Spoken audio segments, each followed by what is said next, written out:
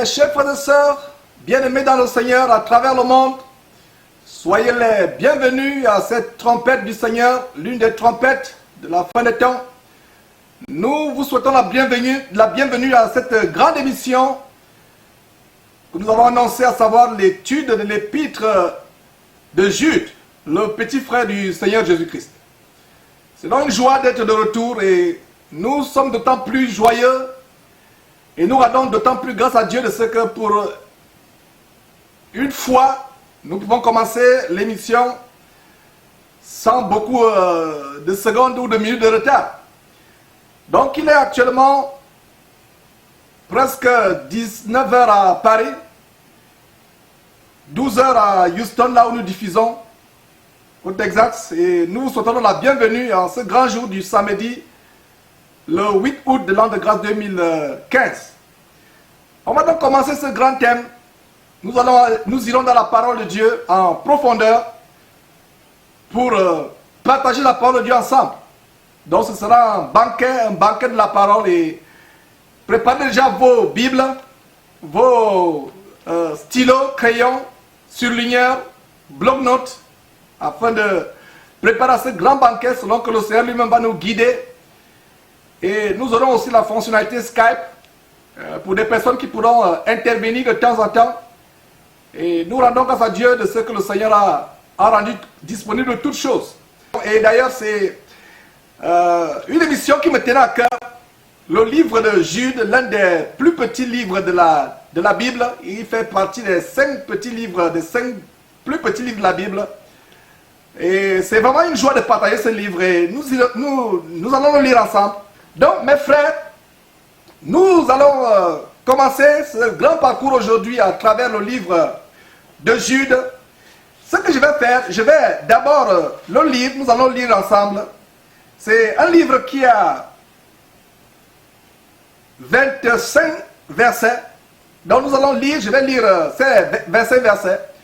Et vous avez sur votre écran, je crois, projeté le livre de Jérémie. Voilà, sur votre écran. Et voilà, je vais lire dans ma Bible parce que j'ai mon bic, je peux découvrir d'autres choses pendant que je suis en train d'enseigner. Parce qu'au moment où je suis en direct, comme je le suis actuellement, le Saint-Esprit peut ouvrir mon intelligence à des choses que je ne comprenais pas. C'est arrivé par le passé où c'est en direct qu'il y avait des grandes révélations qui tombaient. Donc il y a aussi votre Skype qui est ouvert. Si quelqu'un a compris un verset, quelqu'un a été inspiré, vraiment, la lumière du Saint-Esprit a fait resplendir un verset dans son intelligence, vous pouvez partager par la fonctionnalité Skype. Et nous limiterons au verset vraiment qui véritablement édifie. Et parce que nous sommes ici pas pour venir s'aimer la discorde ou bien pour venir s'aimer le désordre, parce que Dieu n'est pas un Dieu de désordre, mais un Dieu de paix, et cela doit être dans toutes les assemblées, dans tout endroit où les gens se réunissent. Donc voilà, mes frères. Donc je vais commencer la lecture. Verset 3. Bien-aimés, comme je désirais vivement vous écrire au sujet de notre salut commun, je me suis senti obligé de le faire afin de vous exhorter à combattre pour la foi qui a été transmise pour les saints une fois pour toutes. Mes frères. Et le verset 3 nous parle d'une exhortation. Exhorter, chaque fois que vous voyez le mot exhorter dans la Bible, ça signifie encourager à un plus grand effort. Encourager. C'est un encouragement à quelque chose de meilleur. C'est un encouragement à un effort plus meilleur. Enfin, un effort meilleur, pas un effort plus valeureux, pardon. Donc, c'est un encouragement. Et donc, bien aimé, comme je désirais vivement vous écrire au sujet de notre foi, de notre salut commun, je me suis senti obligé de le faire afin de vous exhorter à combattre. L'exhortation à combattre. Il y a un combat pour la défense, la confirmation de l'évangile. Et c'est un combat auquel nous sommes engagés tous les jours. Chaque fois, et vous avez remarqué que je n'ai pas le temps de guerre aujourd'hui. Parce qu'aujourd'hui, c'est le banquet. Nous partageons la parole ensemble entre les frères. Mais c'est un combat. Et le combat pour l'évangile, ça demande quoi? Ça demande du courage. Ça demande la témérité. Ça demande vraiment la renonciation à soi-même. Ne faisant plus aucun cas de sa vie. Attendant même la mort tous les jours. Voilà le combat pour l'évangile. Donc, comme je désirais vivement vous écrire au sujet de notre salut commun, je me suis senti obligé de le faire afin de vous exhorter à combattre pour la foi. Il y a combat pour la foi. Et vous allez me dire, mais Georges, combattre pour la foi, c'est exactement quoi? Pour répondre à cette question, allez lire, notez très bien pour qu'on gagne du temps. Notez tout simplement pour qu'on gagne du temps. Notez Romains chapitre 10, verset 17. La foi vient de ce qu'on attend. Et ce qu'on attend vient de la parole de Dieu. Et une des prophéties de la fin des temps, c'est quoi? Plusieurs abandonneront la foi. Comment abandonne-t-on la foi? Je l'ai toujours dit et je me lasserai point de l'expliquer. Comme l'apôtre Paul dit, je ne me lasse point de vous redire les mêmes choses, car pour vous cela est comment? Salutaire, salutaire. Donc, comment abandonne-t-on ce qu'on n'a pas? Donc, plusieurs abandonnent la foi pour s'attacher à des doctrines de démons. Et abandonner la foi, c'est abandonner ce par quoi la foi vient. Parce que ce grand verset que je vous ai dit de noter, Romains chapitre 10, verset 17, dit que la foi vient de ce qu'on attend. Et ce qu'on attend vient de la parole de Dieu. Donc, abandonner la foi signifie abandonner ce par quoi la foi vient.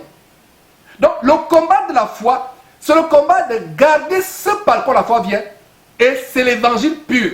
L'évangile original, pas l'évangile édulcoré. Comme j'aime dire l'évangile bonbon chocolat qui plaît aux oreilles.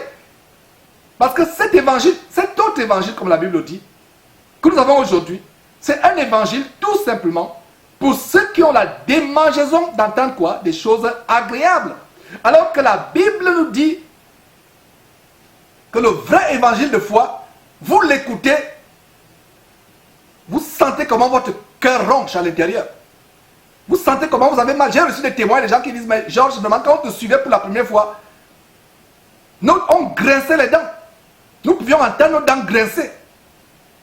Mais au fur et à mesure que nous, le Saint-Esprit travaillait, transformait nos cœurs, ces enseignements qui étaient insupportables, nous les supportons parce que nous avons eu le désir de plaire à Dieu et de nous débarrasser de la chair pour marcher non plus selon la chair ou selon le vieil homme, mais pour marcher désormais selon l'homme nouveau en nous, qui se renouvelle chaque jour au moins du Saint-Esprit que Dieu nous a donné et par cette parole. Marcher selon l'homme nouveau. Parce que si quelqu'un est en Christ, il est une nouvelle créature. Les choses anciennes sont passées. Voici, toutes choses sont devenues nouvelles, déclare la parole de Dieu. Donc, le verset 3 parle de combat. Et le Seigneur voudrait de plus en plus de gens courageux, des jeunes gens qui se lèvent pour combattre le combat de l'évangile. C'est un combat. C'est une guerre. Ce n'est pas un jeu. Ici, ce n'est pas un combat comme les combats des Jeux Olympiques ou un match de boxe. Même s'il est arrivé que les gens soient morts au cours des combats de boxe. Mais ici, ce n'est pas un combat, un simple combat. Il s'agit plutôt de la guerre. Parce que notre ennemi, le diable, a levé son armée, surtout dans cette fin de temps. Son armée, sa nuée de faux pasteurs avec des enseignements pernicieux pour amener une foule de personnes en enfer. Et face à ces choses, devons-nous croiser les bras, envoyer les gens enseigner une doctrine de démons, tel que ce Mamadou Karambili qui vous enseigne la sorcellerie en direct. On va revenir d'ailleurs sur ces choses dans les jours à venir. Qui vous enseigne la sorcellerie, comment il vous enseigne, il vous initie à sortir de votre corps. Devons-nous rester insensibles devant des personnes qui vous font manger les herbes, qui vous font manger les serpents vivants, qui vous transmettent les démons par des impositions diaboliques de main. Alors que l'apôtre Paul nous a mis en garde, inspiré par Dieu en disant que personne n'impose les mains avec précipitation. Pourquoi? Pour qu'on ne participe pas au péché des autres. Devons-nous rester insensibles quand les pasteurs violent les femmes dans les églises, sodomisent des petits garçons, font la magie, la sorcellerie, escroquent, volent, vendent l'évangile, alors que le Seigneur Jésus-Christ a mis en garde contre la vente de son évangile. Matthieu chapitre 10, verset 8 dit, vous avez reçu gratuitement, donné gratuitement. Vous ne vendez pas les livres, vous ne vendez pas les CD, vous ne vendez pas vos prières. C'est la même chose que l'apôtre, pas l'apôtre, plutôt le livre de Proverbes, le roi Salomon, des millénaires avant, avait dit, avec des siècles avant, pour être plus correct, avait dit, acquiert la vérité et ne la vend pas. Devons-nous croiser les bras à ceux qui ferment la porte du royaume de Dieu aux gens? Le verset dit quoi? Combattre pour la foi. Beaucoup ont perdu la foi. Et moi-même qui vous parle et vous qui m'écoutez, et même les frères et sœurs qui travaillent pour Jésus-Christ TV, bénévolement, je souligne très bien, nous devons nous-mêmes faire attention à garder la foi. À garder la foi afin de ne pas être rejeté après avoir prêché aux autres. Nous devons tout faire pour garder la foi. Et garder la foi, c'est s'accrocher à la parole. Commencez à négliger votre Bible. Vous êtes sur le chemin de la perdition. Vous êtes sur le chemin de l'abandon de la foi. Mais là où nous gardons la foi, c'est en examinant cette écriture, en la repassant dans nos intelligences jour après jour. Voilà comment nous gardons la foi. En comparant tout enseignement qui nous est donné avec la Bible. Et si vous commencez à le faire, les gens vont vous accuser de jugeur. Je n'ai pas dit jugeur, parce que le mot là, c'est le mot qu'ils disent. Tu juges, tu es un jugeur. Parce que nous comparons la vérité. Quand vous allez à la caisse, vous donnez un billet de 20 € ou de 100 $. Quand le monsieur prend le billet, il regarde comme ça, il prend un crayon, il trace sur le crayon pour voir si c'est vrai. Pourquoi vous ne lui dites pas que, monsieur, vous êtes en train de juger mon billet? Vous acceptez ça naturellement. Comment avez-vous le bon sens par rapport aux choses humaines, mais vous n'avez pas le bon sens par rapport à la Bible? Vous allez à la caisse, vous tendez un billet de 100 €. Le caissier, pour s'assurer que c'est un vrai billet, il prend un feutre, il trace, et si la trace, rien ne reste, il sait que c'est un vrai billet. C'est la même chose que nous faisons avec la Bible. Nous recevons un enseignement, nous prenons la loupe. La loupe, c'est quoi? C'est la Bible. Nous regardons, on dit, tiens, est-ce que c'est que ce pasteur vient enseigner? Est-ce que c'est ce que dit la Bible? Nous reviendrons, plaise à Dieu, sur la cérémonie. Vraiment, il n'y a pas de mots. Occulte. L'ordination, ça s'est passé un pas centre chrétien de l'abominable faux pasteur qu'on a toujours dénoncé ici. Ivan Kassanou, Ivan et son frère. Cette cérémonie qui était orchestrée par le grand marabout, Mamadou Karambé, je vous assure que moi et quelques membres de l'équipe, nous avons suivi cette vidéo, nous avons été choqués. La franc-maçonnerie devant nos yeux, la sorcellerie devant nos yeux. On assistait à la sorcellerie dans cette intronisation des soi-disant pasteurs de ICC. On reviendra là-dessus. Alors, devons-nous fermer la bouche? Nous devons ouvrir la Bible en disant que où dans la Bible a-t-on vu de telles cérémonies? Où dans la Bible a-t-on lu de telles paroles? Voilà, en quelque sorte, mes frères et sœurs, le message que je donne de la part du Seigneur par rapport au verset 3, l'exhortation à combattre pour la foi qui a été transmise au sein une bonne fois pour toutes. Alors au verset 4. Et le verset 4 commence à nous donner les raisons pour lesquelles nous devons combattre. Et je vous ai donné ces raisons, donc ça sera très facile de comprendre le verset 4. Comme je vous disais, vous ne pouvez pas rester les bras croisés devant une abomination. Et les abominations que nous vivons aujourd'hui, dans le soi-disant corps de Christ, elles sont sans pareil. Les gens de Ninive, au temps de Jonas, se lèveront et diront, Éternel Dieu, tu as été dur avec nous. Les gens de Sodome et de Gomorrhe se lèveront et diront, oh Éternel, tu as été dur avec nous en nous détruisant, en nous réduisant en cendres, nos villes et nous-mêmes. Regarde ce qu'ils font aujourd'hui. Nous, à Sodome et Gomorrhe, Éternel Dieu, nous ne marions pas légalement un homme et un homme. Mais regarde ce qu'ils font aujourd'hui. Tu as été injuste avec nous, Seigneur Dieu. Et ils n'auront pas tort. Ils n'auront pas tort. Nous vivons des choses terribles, des abominations sans précédent depuis l'histoire de l'humanité. Et c'est des choses qui ont été prophétisées, comme par le prophète Ésaïe, que nous avons étudié dans une émission, je vous recommande d'aller cette émission. Une génération où les gens vont appeler bien, mal, mal, bien. Donc, verset 4, le verset 4 nous donne la raison pour laquelle nous devons combattre pour la foi. Et c'est le combat que nous menons ici, verset 4, car il s'est glissé. Regardez très bien, s'est glissé. Le serpent qui se glisse dans l'herbe pour attraper un crapaud ou un lézard ou toute autre proie, il se glisse. Ça ne vient pas de manière brutale, ça vient de manière subtile. Pas des enseignements démoniaques. Ils prennent des versets à gauche à droite pour démontrer, justifier la sorcellerie de la franc-maçonnerie, telle que la sortie du corps. Vous avez vu des personnes comme Joël Tatou, Karambiri, prendre des versets pour justifier leur visite nocturne. De maison à maison où ils visitent les gens. Domoro, pareil. Espérance Bakadi. On aura plein d'adieux d'émission la semaine prochaine par rapport à cette doctrine. Ils se glissent. Ils ne peuvent pas venir directement vous montrer ce qu'ils sont. Ils se glissent. Ils viennent comme un serpent mama vert qui se glisse dans l'herbe. Donc il n'y a pas de mots. Il n'y a pas de mots simples dans la Bible. Tout mot. Dieu sait pourquoi il a mis tout mot. Glisser, ça veut dire qu'ils ne viennent pas brusquement devant vous montrer leur vrai visage qu'ils sont sorciers. Non. Ils prennent ils se déguisent en ministres de Christ alors que c'est des ministres de Satan.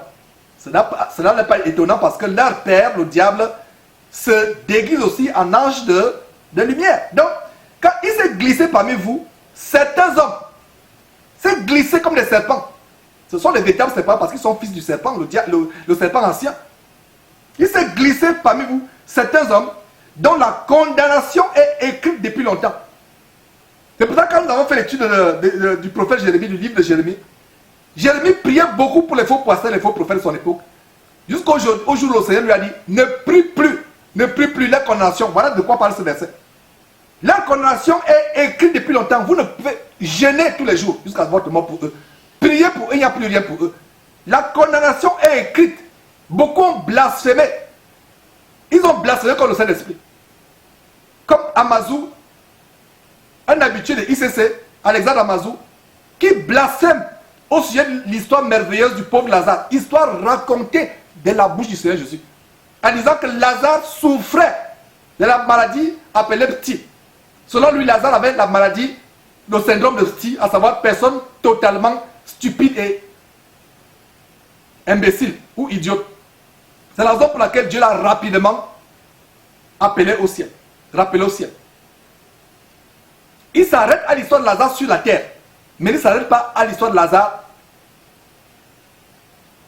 à l'histoire de l'homme riche. Parce que l'homme riche est leur modèle.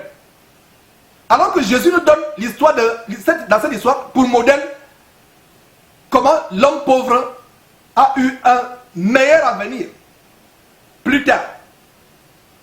Leur héros c'est l'homme riche, mais vous, le Seigneur a voulu que dans cette histoire du riche et du pauvre, et du pauvre Lazare, que notre modèle soit le pauvre Lazare.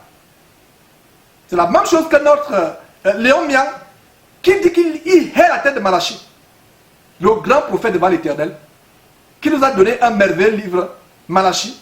Il dit qu'il hait la tête de Malachie. Et vous enseigne que peu importe l'origine de votre argent, amenez ça, l'autel va purifier. Même si vous en allez vous prostituer. Alors que la loi de Moïse interdisait qu'on amène dans le temple l'argent de la criminalité ou l'argent de la prostitution. Mais lui vous dit, non, allez vous prostituer, allez voler, allez braquer les banques, amenez cet argent, laissez cet argent là, vous allez vous régler votre compte avec Dieu, laissez votre argent, le thème va purifier. Et ils sont nombreux. Nous devons vous mettre en garde. Et vous allez me demander peut-être, Georges, pourquoi à chaque émission tu dois citer leur nom? Pourquoi? Il faut avertir. Toi peut-être tu les connais, parce que tu as suivi Jésus-Christ. Quelqu'un en regardant cette vidéo sur la poste plus tard plaise à Dieu, en écoutant pour la première fois comment on parle de ces hommes, peut-être il suivait ces hommes et il a dit, ah tiens, comment se fait-il que depuis que je suis ces hommes, quelqu'un n'a pas... depuis que je les suis, je n'ai entendu aucune personne dire des choses contraires à ce qu'ils enseignent. Pourquoi ce monsieur est en train de dire des choses contraires à ce que j'ai entendu de ces gens? Donc, examinons la Bible. Et si toi, tu te poses la question, avant de dire Amen à l'enseignement de qui que ce soit, ouvre la Bible. Donc, le verset 4 dit, il s'est glissé parmi vous, certains hommes dont la condamnation est écrite depuis longtemps, des impies qui changent la grâce de notre Dieu en dissolution et qui renient notre seul maître et Seigneur Jésus. On a combien de maîtres? On a un seul maître. Et je reviens sur la cérémonie diabolique, franc-maçonnique, démoniaque d'intronisation des soi-disant pasteurs associés chez ICC. En fait, c'était une allégeance au chef de cette entreprise évangélique, ICC, Impact Centre Chrétien. Une allégeance. Le système de parrainage vous amène à suivre la vision du fondateur de l'entreprise évangélique qu'ils appellent l'église. En fait, ce ne sont pas les églises, parce que je vous ai dit au début de l'émission, si vous venez de vous joindre, que si un homme vous dit mon église, c'est la preuve qu'il est faux. Parce que l'homme, un véritable homme de Dieu, c'est que l'église ne peut pas appartenir à un homme, l'église appartient à Jésus-Christ. Donc, le seul maître est Seigneur Jésus-Christ au verset 4. Et il y a un détail au verset 4, il change la grâce de Dieu en dissolution. Ça veut dire quoi? Ils abusent de la grâce de Dieu. Ils vont vous dire, non, nous sommes sous la grâce. Dieu pardonne. Dieu connaît nos faiblesses. Et justement, Hébreux chapitre 10 parle d'insulter l'esprit de la grâce. Insulter, ils insultent le prix de la grâce. Insultent le prix de la grâce. Mes frères et sœurs, allons lire Hébreux rapidement. C'est pas loin de là où nous sommes. Hébreux chapitre 10. On va lire cela, verset 26.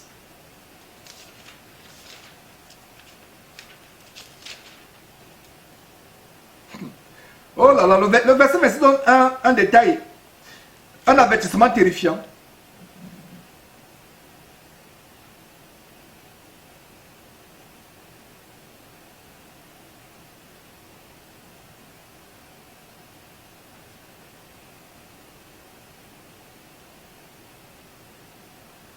Commençons au verset 26.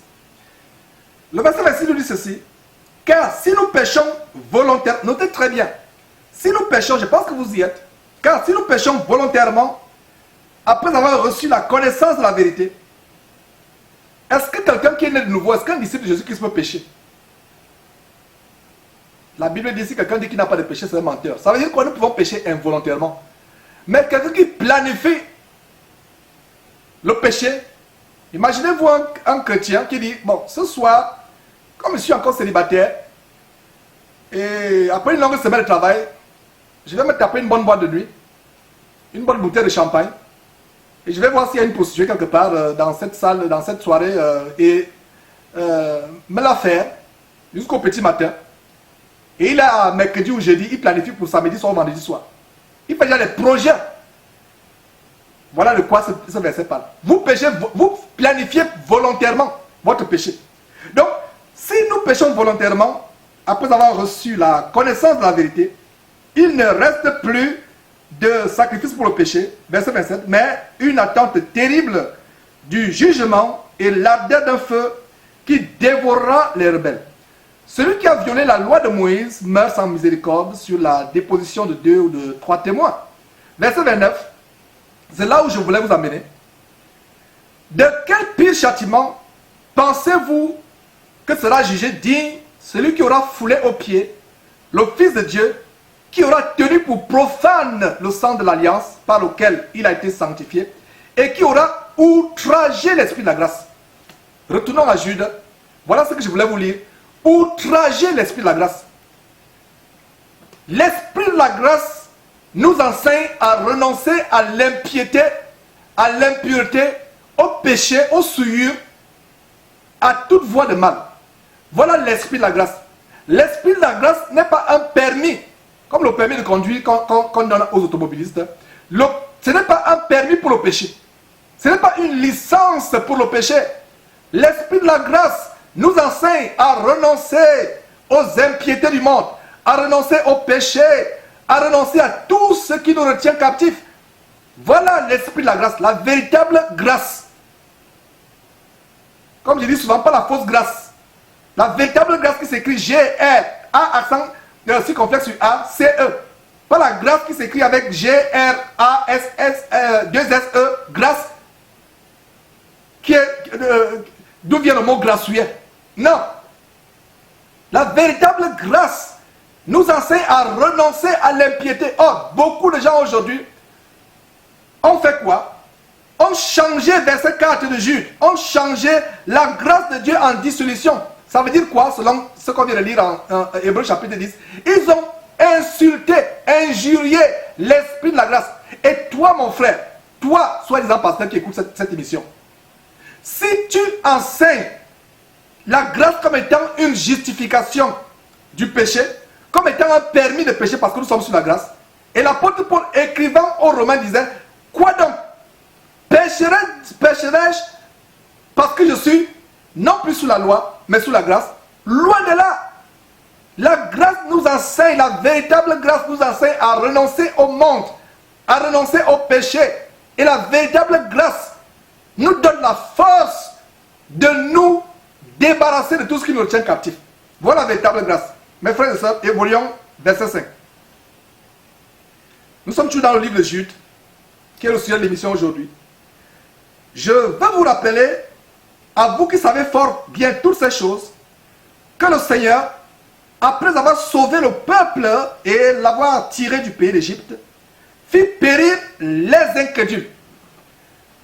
Décortiquons le mot incrédule. Lisons encore ce verset une fois de plus avant de décortiquer le mot incrédule. L'incrédulité, c'est quelque chose de terrible. C'est l'un des plus grands péchés. Le manque de foi ou incrédulité mène en enfer. Il y a une vidéo d'ailleurs qui s'intitule « Le manque de foi mène en enfer ». Et si toi, mon frère, ma soeur qui écoute cette émission aujourd'hui, si tu n'as jamais confessé ton péché d'incrédulité, fais-le aujourd'hui en écoutant cette émission. Peut-être vas-tu me poser la question, mais frère Georges, qu'est-ce que c'est le péché d'incrédulité? Sois patient, sois patiente. Tu vas savoir de quoi il s'agit. Le verset 5 dit, je veux vous rappeler, à vous qui savez fort bien toutes ces choses, que le Seigneur, après avoir sauvé le peuple et l'avoir tiré du pays d'Égypte, fit périr les incrédules. On s'arrête là, on va continuer au verset 6. Pourquoi il a fait périr les incrédules? Vous vous rappelez dans la traversée du désert, ils ont vu les miracles extraordinaires qui ont été opérés par Dieu du milieu d'eux, par l'entremise des serviteurs tels qu'Aaron, Moïse. Malgré cela, ils continuaient à douter de Dieu, ils continuaient à murmurer. À un moment, ils disent à Moïse, vraiment, on n'a plus les oignons, on n'a plus les concombres, on n'a plus les viandes. Nous regrettons tout ce que nous avons laissé en Égypte. Et ils périrent par l'exterminateur ce jour-là. Des milliers tombèrent en un seul jour. À cause de quoi? À cause de l'incrédulité.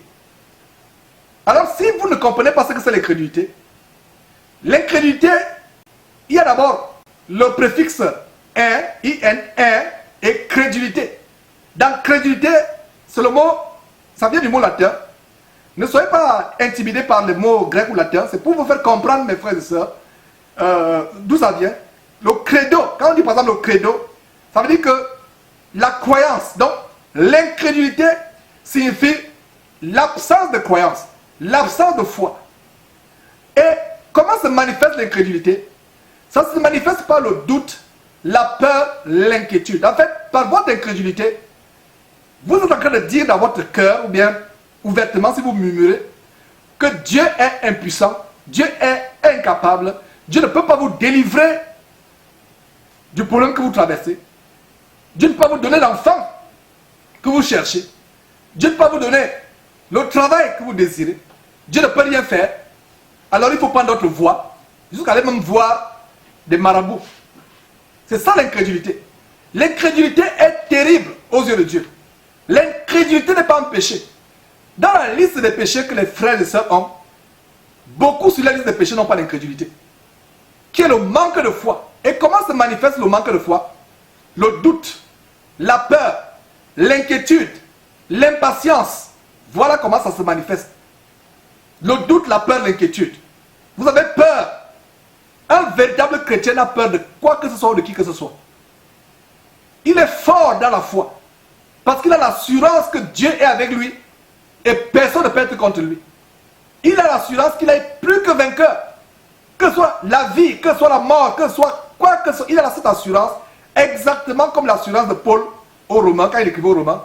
Il manifeste cette assurance. Vous pouvez lire cela en Romains chapitre 8 verset 37 où l'apôtre Paul dit que j'ai l'assurance que ni la mort, ni la vie, ni les choses présentes, ni les choses à venir, ni aucune puissance, ni aucune domination ne pourra nous séparer de l'amour de Dieu manifesté en son Fils Jésus-Christ notre Seigneur. Voilà l'assurance que chacun de nous doit avoir. Nous devons avoir cette assurance que rien ne nous séparera de l'amour de Dieu. Voilà mes frères et sœurs. Et c'est terrible les choses que nous sommes en train de montrer. Nous devons avoir cette assurance. Ayons cette assurance, mes frères. Ayons l'assurance que Dieu est capable de tout. Comme Nombre chapitre 23 dit, Dieu n'est pas un homme pour mentir, ni fils d'un homme pour se repentir. Ce qu'il a dit, ne le fera-t-il pas? Ce qu'il a déclaré, ne l'exécutera-t-il pas? Ne l'exécutera-t-il pas? Donc nous devons avoir cette assurance que Dieu exécute. Il est fort, il est puissant pour pouvoir à nos besoins. Rien n'est impossible à Dieu. Donc l'incrédulité, Dieu fit périr. Parce que chaque fois qu'il disait, je disais, Seigneur, pourquoi Dieu a fait périr les incrédules? Ceux qui ont douté, qui ont murmuré. Nous avons soif. On ne peut plus. On n'a plus rien à manger. Et Dieu fait des miracles. Nous avons soif, il n'y a plus d'eau. Dieu dit à Moïse, prends ton bâton, tape le rocher, les eaux vont apparaître. Ils sont désaltérés. On n'a plus à manger. Le pain tombe du ciel. La manne. Ils sont rassasiés. Mais nous voulons la viande. Nous avons été... On avait les oignons, on avait les concombres. On avait les courgettes. On avait toutes ces choses en Égypte. Mieux vaut retourner en Égypte, aller être sous la servitude, mais au moins avoir ces choses. Le Seigneur fait pleuvoir les cailles du ciel, de la volaille du ciel. Ils en ont mangé, le Seigneur a dit, vous regrettez les viandes d'Égypte, alors je vais faire pleuvoir les cailles. Vous en mangerez tellement que la viande de ces volailles, la chair de ces volailles, pardon, vous sortira des narines, des oreilles, etc. etc. Et ils en étaient dégoûtés même. Le Seigneur était avec eux.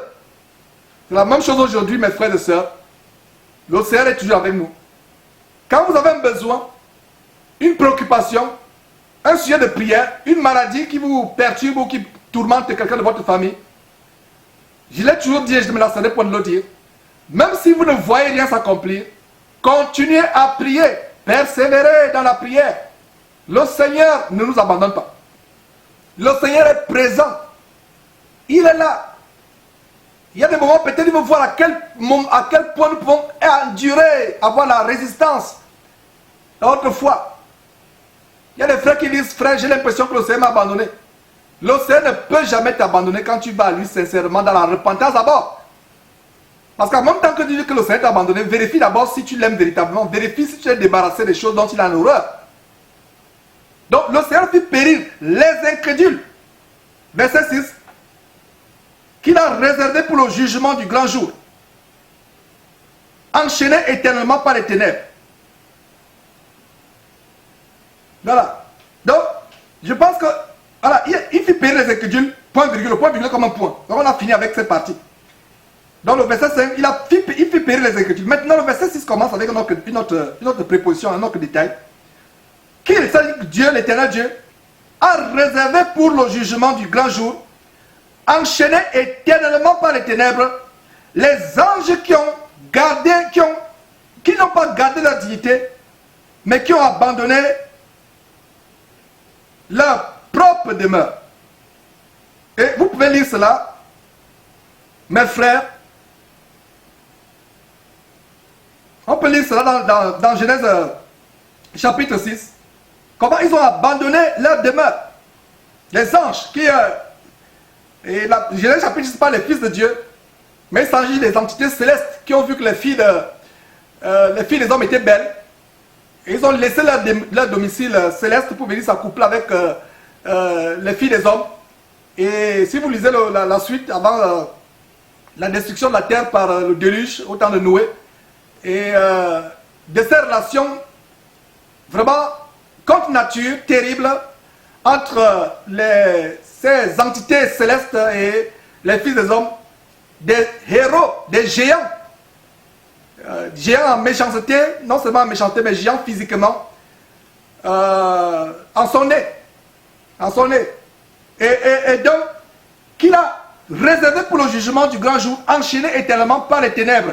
Les anges, voilà, donc ces anges-là sont enchaînés pour le grand jour, pour le le jugement du grand jour, pardon, enchaînés éternellement par les ténèbres. Voyez comment les ténèbres les enchaînent. Mes frères et sœurs, Dieu n'a pas besoin d'une chaîne pour vous enchaîner. Ils sont enchaînés par quoi? Par les chaînes ayant des maillons de 2 ou 3 tonnes chacune, de chaque maillon. Non. Mais ils sont enchaînés par la puissance de Dieu les enchaîne. Les ténèbres, ça les enchaîne. Parce que c'est Dieu qui a créé toutes ces choses. Les anges qui n'ont pas gardé leur dignité, ils ont voulu goûter au plaisir terrestre. Mais ont abandonné leur propre demeure. Quelle est leur demeure? Leur demeure, c'est le ciel. Allez bien lire, on n'a pas le temps pour y aller. Allez lire Genèse chapitre 6. Et vous allez bien comprendre de quoi nous parlons ici. Ça y est, une allusion sexuelle. Ils n'ont pas gardé leur dignité d'ange. Même la parole de Dieu dit dans Job que Dieu trouve même de la folie en ses anges. La folie. Et ça me donne d'ouvrir une parenthèse pour des doctrines de démons comme celle de justement Joël Francis Tatou qu'on a dénoncé copieusement la dernière fois comme étant un véritable magicien. Et voilà des personnes qui enseignent la doctrine des anges. La doctrine des anges. Et que nous dit Galates chapitre 1? Vous pouvez lire à partir du verset 6, où les gens se détournent de l'évangile pur de Jésus-Christ pour aller à un autre évangile. Et l'apôtre Paul écrivant au chapitre 1, Galates chapitre 1, dit quand bien même nous-mêmes, c'est-à-dire nous les apôtres, Paul et autres, les autres à cette époque au 1er siècle, quand bien nous-mêmes, dit Paul, quand bien même un ange venu du ciel, il s'agit d'un ange venu du ciel, vous annoncerez un évangile autre que celui qui a été donné, qui soit anathème. Donc, j'ouvre une parenthèse pour mettre en garde contre le culte des anges. Ces femmes et ces hommes qui ont des ministères parce qu'ils ont vu les anges les visiter dans leur chambre. Et ces anges-là leur donnent un évangile qui est contraire à celui que nous avons reçu. La plupart du temps, ces femmes et ces hommes n'ont pas tort. Ils ont véritablement vu les anges. Mais il s'agit de quoi? Il s'agit soit des anges déchus, soit des démons qui font de l'imposture, de l'usurpation. Des démons qui se passent pour des anges. C'est soi-disant ministère que vous avez aujourd'hui. Et allez sur la page des faux pasteurs sur Jésus-Christ TV, le nouveau site de Jésus-Christ TV. Lisez l'histoire des faux pasteurs que nous dénonçons. L'un des dénominateurs communs, je dis bien l'un des dénominateurs communs, c'est quoi? Ils ont vu des anges. Soit Jésus apparu dans leur chambre. Alors que Jésus nous avertit en Matthieu chapitre 24, si quelqu'un vous dit, il est dans une chambre, n'y croyez pas. Mais eux, ils ont vu Jésus dans la chambre, comme Amadou Karambiri justement. Ça, c'est un faux Jésus, c'est un Jésus démoniaque. Parce que s'il avait vu le vrai Jésus, il fermerait sa boutique qui est au Burkina Faso, à Ouagadougou. Il ne vendrait pas l'évangile. Il n'enseignerait pas les choses pernicieuses. Donc ces gens disent que les anges leur ont rendu visite. Ils n'ont pas tort. Ils ont pleinement raison que les anges leur ont rendu visite. Mais est-ce que ce sont les vrais anges? Non. Même s'il s'agissait des vrais anges. Parce que dit Galates, notez très bien, mais on ne va pas lire toute la Bible aujourd'hui. Galates chapitre 1, quand bien même un ange du ciel vous annoncerait un autre évangile que celui qui a été annoncé, qu'il soit anathème, c'est-à-dire qu'un sujet élevé de malédiction. Donc voilà une parenthèse par rapport au sujet des anges. Donc méfiez-vous du culte des anges. Même si un ange vous apparaît, même si un ange, comme je disais, il y a des frères qui étaient tellement amusés la dernière fois, nous sommes en train de partager. J'ai dit aux frères que si un ange apparaît dans ma chambre, cet ange va, même si c'est Dieu qui l'a envoyé, cet ange va dire, vraiment, il sera confronté comme quelqu'un n'a jamais été confronté. Il y aura même une véritable bagarre. Est-ce que je vous annonce quelque chose de nouveau? Non. Pourquoi? Parce que Jean chapitre 4, verset 1 dit, ne donnez pas foi à tout esprit, mais éprouvez les esprits. Nous devons éprouver les esprits pour savoir s'ils sont de Dieu. Et l'une des manières par laquelle nous éprouvons les esprits, mes frères et sœurs, c'est avec la Bible que nous éprouvons les esprits. Donc un ange apparaît dans votre chambre, comme cette histoire de ce Jésus qui apparaît dans la chambre d'une sœur. Il s'allonge à côté de la sœur, dans une position langoureuse, concupiscente. Il prend une position comme un dandy, soulève une jambe, pose sur l'autre, étant allongé à côté de la sœur. la sœur a compris que non, ça, mon Seigneur ne ferait pas des choses impudiques comme ça. Mais d'autres sœurs ou d'autres frères auraient dit, oh, le Seigneur Jésus m'a parlé dans la chambre. Faisons tellement attention. Donc le verset 6 dit qu'il a réservé, et le verset 6 est important pour nous montrer que, et le verset 6 est en étroite corrélation avec Galates chapitre 1, verset 8 et 9. Quand bien même un ange venu du ciel annoncerait un autre évangile, même s'il vient du ciel, ça veut dire que même si c'est un ange authentique, ne le croyez pas. Et lui qui vient vous annoncer quelque chose autre.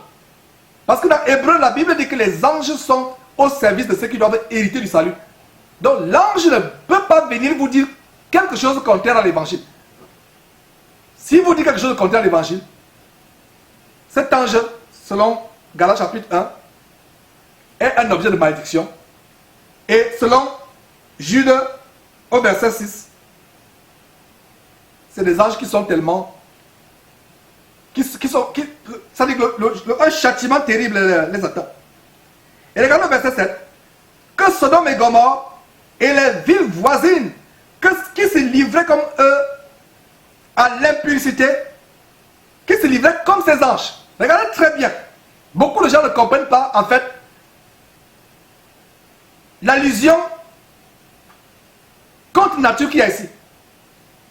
Ce que les anges ont fait en Genèse chapitre 6, ils ont quitté la demeure céleste, ils sont descendus sur terre, ils ont vu que les filles des hommes étaient belles, ils sont accouplés avec eux, comme étant un acte contre nature. C'est exactement ce qui se passe aujourd'hui avec la sodomie ou le lesbianisme. En fait, ça vient, l'origine du lesbianisme ou de l'homosexualité, ça vient de ces anges-là. Parce que ces anges ont montré à l'humanité que l'humanité pouvait faire quelque chose de contre nature. Parce qu'un ange ne peut pas aller avec un homme, c'est impossible, c'est une abomination. C'est le cas aujourd'hui de certaines personnes qui vont avec les animaux. Voilà, nous allons prendre quelques commentaires de Skype tout à l'heure et vraiment c'est terrible les choses que nous montrons. Et un homme qui va avec un animal, un homme, une femme qui va avec un serpent ou un poisson. Et il y a une photo au Congo dernièrement, pas une photo, une vidéo. J'ai vu la vidéo. Mes frères et sœurs, j'ai vu la vidéo. On a vu une femme morte à côté d'un crocodile mort. La langue de la femme était dans la bouche du crocodile. Les deux morts. J'ai vu la vidéo il y a quelques jours. La femme était en putréfaction. Je ne sais pas ce qui est arrivé. Mais quand vous voyez la vidéo, visiblement des ébats amoureux avec le crocodile. Les deux s'embrassaient. Ils sont morts. Le crocodile aussi est mort. Le crocodile n'a pas mangé, mais le crocodile est mort. Certainement, ils ont expérimenté un orgasme luciférien. Les deux sont morts. Voilà, mes frères et sœurs, des choses abominables que nous montrons. Donc, nous allons prendre un commentaire Skype. Voilà. Qu'est-ce que nous voyons? Nous voyons donc Philippe Kakou est une illustration voilà, de ce passage. Les anges déchus lui ont donné un autre évangile qui le fait passer pour le sauveur de l'humanité. Le dernier prophète. Ha! Voilà, ce commentaire, je crois, du côté du Cameroun, qui dit Philippe Kakou est une illustration de ce passage. Les anges déchus lui ont donné un autre évangile qui le fait passer pour le sauveur de l'humanité, le dernier prophète. Le dernier prophète. Alors, que dit la Bible? La Bible dit plutôt que, selon Éphésiens chapitre 4, verset 11, que Dieu a donné les uns comme prophètes, les uns comme apôtres, les autres comme pasteurs et docteurs, et les autres comme évangélistes. Voilà ce que le Saint-Esprit est pour le perfectionnement des saints en vue de l'œuvre du ministère. Allez lire Éphésiens chapitre 4, verset 11 et suivant. Vous allez voir que l'histoire des derniers prophètes, c'est l'un des plus grands mensonges de Satan. Comme Branham. Au temps de Branham, Branham a dit c'est lui le dernier prophète, il n'y aura pas d'autre prophète. Voilà. Ce petit démon de Kakou Philippe, je n'ai pas fait, ce n'est pas l'absurde, j'ai dit petit démon. Vous vous rappelez quand Jésus s'adressait à Judas, enfin parlait de Judas, il a dit l'un de vous est un démon. Donc ce petit démon de Philippe Kakou, qui a vu un ange, l'ange vient lui donner le contraire d'Éphésiens chapitre 4, verset 11. L'ange vient lui dire que tu seras le dernier prophète. Et si Philippe Kakou avait éprouvé cet ange à la lumière de la Bible, il avait dit, mais toi ange, tu es anathème. Parce que la Bible ne parle pas des derniers prophètes. La Bible parle des gens qui auront des ministères, les uns prophètes, autres apôtres, autres évangélistes, autres pasteurs, autres docteurs. Ils sont 5 ministères au total. Pourquoi? Pour le perfectionnement des saints en vue de l'œuvre de quoi? Du ministère. Jusqu'à ce que nous soyons parvenus à l'unité de la foi, à la statue de l'homme parfait, de l'homme mature en Christ Jésus. Mais lui dit le dernier prophète. Montrez-moi dans quel verset du Nouveau Testament le Seigneur Jésus a parlé qu'il y aura un dernier prophète. Mensonge de mensonge. Bande de menteurs. Donc voilà mes frères et sœurs, les choses que nous sommes en train de démontrer. Donc nous continuons ce passage, toujours en train de travailler la parole de Dieu ensemble, la creuser, la méditer, et c'est des choses vraiment merveilleuses que nous sommes en train de partager. Voilà. Donc, on a vu donc la doctrine des anges. Méfiez-vous de la doctrine des anges. Les anges sont au service de ceux qui doivent hériter du salut. Et ainsi, ils doivent remplir fidèlement leur ministère. Si un ange vient vous dire quelque chose qui est contre la Bible, fuyez-le. Si vous écoutez un pasteur qui donne un témoignage où il a rencontré un ange, et dans ce témoignage, vous entendez ne serait-ce qu'un mot qui est contre la Bible, tout le témoignage de ce pasteur est démoniaque. Parce que ce n'est pas un ange de Dieu. Même si cet ange est parti du ciel, si cet ange arrive dans votre chambre, ou dans votre salon, ou dans votre sommeil, vous donne quelque chose qui est contre la Bible dit que cet ange est anathème. Et le mot anathème, ça dit qu'il est tellement éloigné de Dieu. Il est un sujet de malédiction extrême. Et voilà, donc voilà. Et j'étais en train d'expliquer Sodome et Gomorrhe. Donc en fait, la sodomie aujourd'hui, c'est textuellement la pratique de ces anges qui ont fait du sexe avec les filles des hommes qu'ils ont trouvées belles. La sodomie est contre nature. Et nous avons vraiment, mes frères et sœurs, ici un détail de comment Sodome et Gomorrhe et les villes voisines qui se livraient comme eux.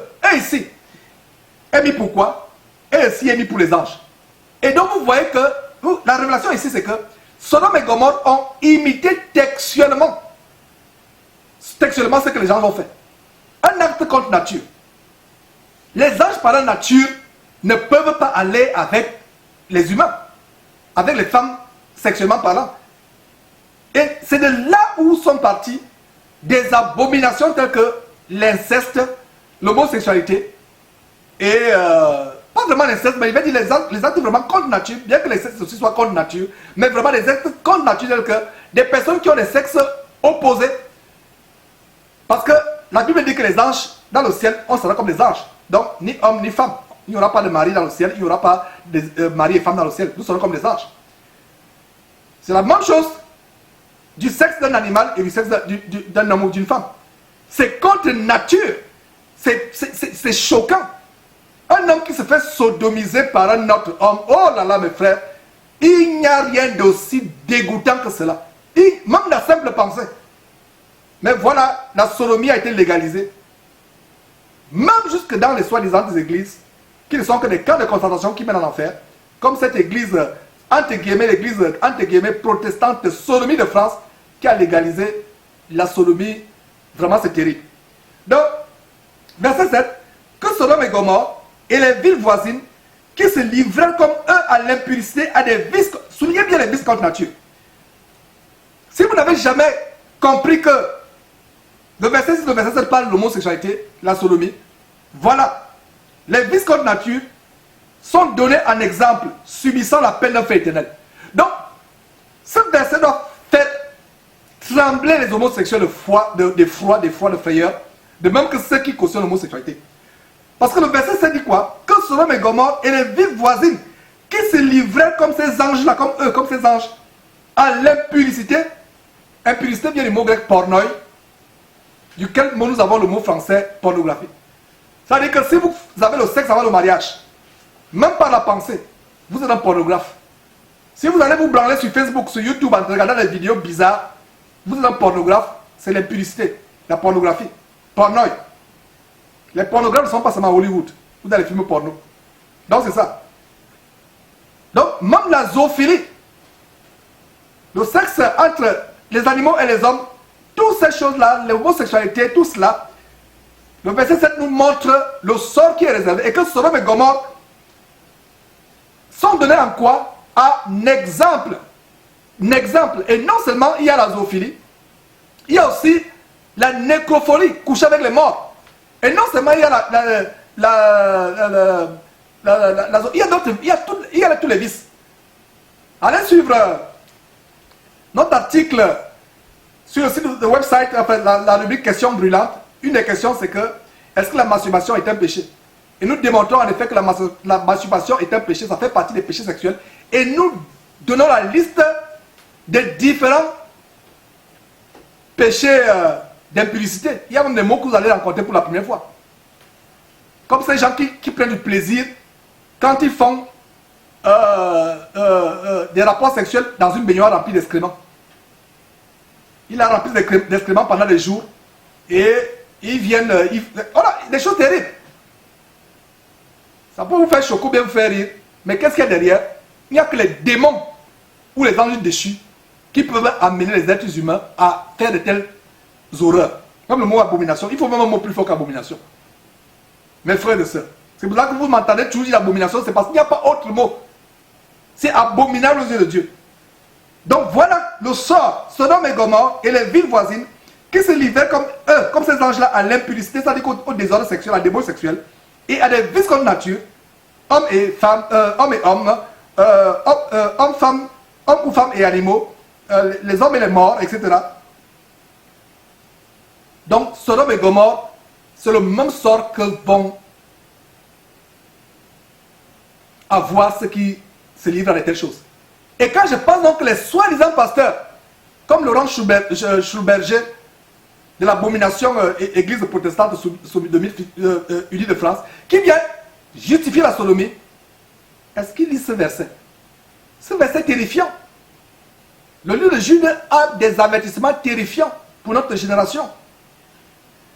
Le verset lui dit, malgré cela, ces hommes entraînés par leur rêverie, souillent pareillement leur chair, méprisent l'autorité et injurient les gloires. Souillent pareillement leur chair. La parole de Dieu ne dit-elle pas que tel péché est hors du corps, mais celui qui commet l'impudicité pêche contre son propre corps. Quand vous commettez l'impudicité, quand vous commettez un péché sexuel, vous souillez votre corps, vous péchez contre votre propre corps. Donc malgré cela, ces hommes aussi, entraînés par leur... Regardez les rêveries. Comment se manifestent les rêveries? Dieu amour, Dieu pardonne, l'essentiel de s'aimer, même si c'est avec un homme, vous êtes un homme, vous aimez un autre homme sexuellement, il n'y a pas de problème, l'essentiel de s'aimer. Voilà ce que dit la Bible. Malgré cela, ces hommes entraînés par leur rêverie, souillent pareillement leur corps, méprisent l'autorité et injurent les gloires.